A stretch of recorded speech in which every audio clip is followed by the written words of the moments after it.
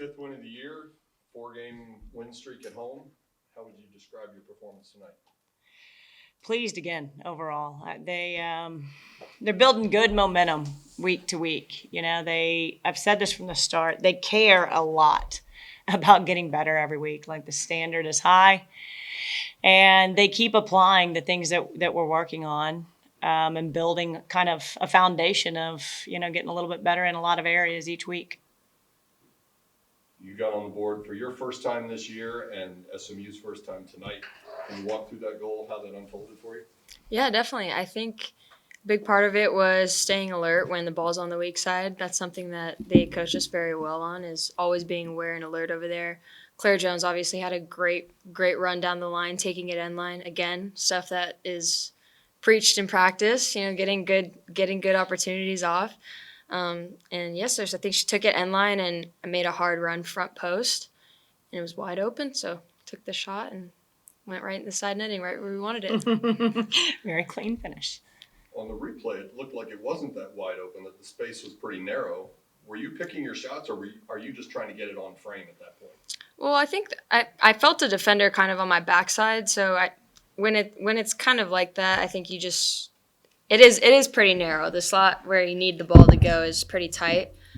There's only one place it can go. I mean, that would be a hard shot to sneak back post, so I think near post was the best choice there. You outshot them. I don't know what the final numbers were, but it felt like the field was tilted in your favor a lot throughout the course of the night. What do you credit that to, or was that simply dominating the transition in the middle third that set up Sammy and Nia and the rest of the offensive players?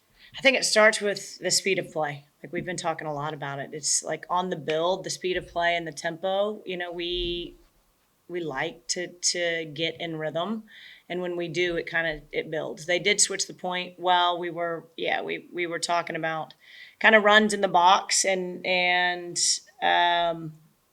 making sure that we hit all the spots in the box, and that's where her goal came from. But it actually started with the throw in, good combination play out of the throw in, getting to the end line. So it starts with speed of play, and getting in our rhythm and getting trying to do what we do, which is keep the ball and build and be creative and combine. And so Sammy mentioned Claire Jones, who assisted on the first 2 goals tonight.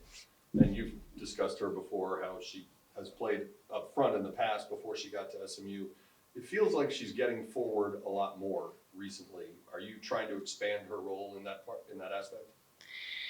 it's how we always like our outside backs are always a big piece of the attack, so they're giving us width, and when it's on the ball side, like they have the freedom to get as deep as they want, because we like creating those numbers up in the flank. So I think we're just getting a little bit better each week. It's how we want to play. It's not anything new, but she's very comfortable when she gets to the attacking third.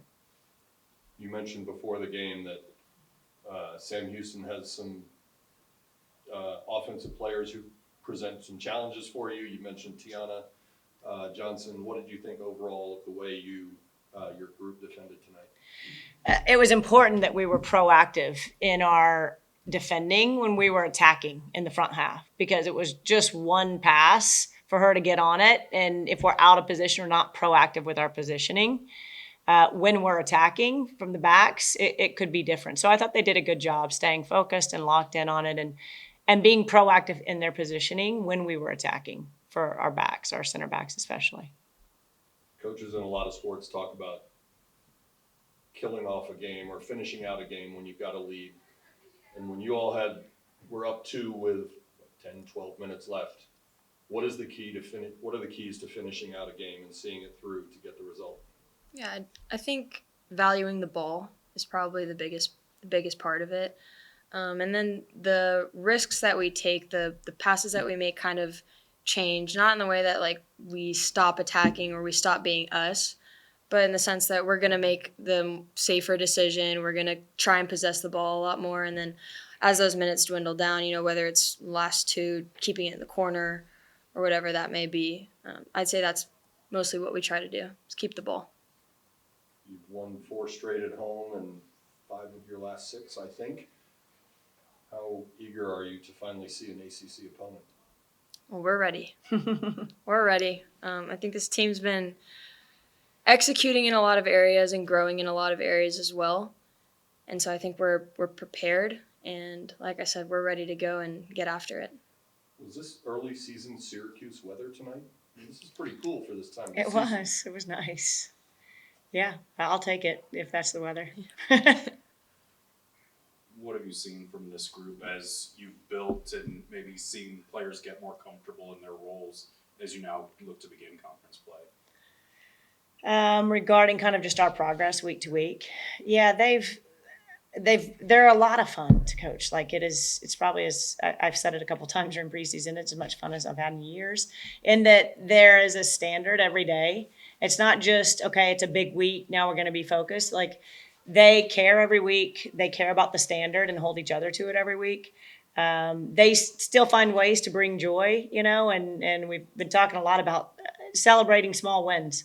But what has grown throughout, I think, the course of this non-conference segment is you've seen us get a little bit more confident each week.